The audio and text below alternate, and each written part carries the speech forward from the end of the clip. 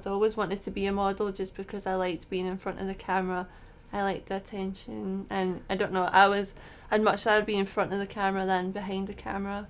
I don't know, also because it's really versatile, there's so many different models out there, and I like to go down the road of like catwalk, editorial and fashion models. I used to read a lot of magazines and look at the models and wish I was one of them and try and practice the poses in the mirrors and stuff.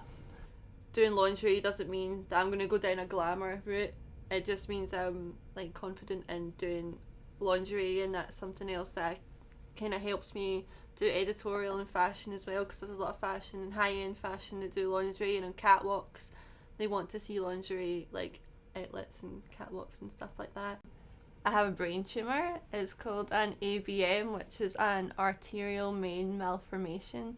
It's basically like it was the size of my fist on the left hand side part of my brain. Once I was diagnosed with my tumour, I felt like modelling was a good road for me to go down. Once I lost my hair, I started modelling wigs, and other ladies that were bald or going through kind of like radiotherapy and things would say, where did you get this wig? And I felt like I was helping them like have more motivation and feel better about themselves.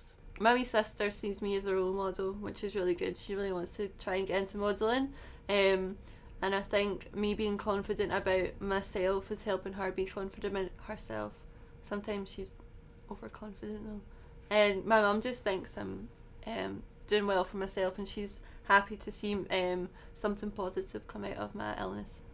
Being a model, I like to there's like various things. I like being versatile. I like the different sort of modelling that you can do. I like catwalk things because everyone's watching you, you're on a runway, but it's really nerve-wracking, whereas like a studio shoot or someone you worked with before, like a photographer, makes you feel much more comfortable, but you're still getting really good results at the end. I like Dia Bontis because she does quite a lot of pin-up stuff, and that's kind of my forte. I really like doing pin-up stuff and lingerie. She also said no to a lot of people when they asked her for work just because she didn't feel confident in herself to do it, and I feel that's really good when you are in the modelling industry just to say no, and it's really hard to do, but she just kind of broke the creative boundaries for things, and I'd quite like to do the same.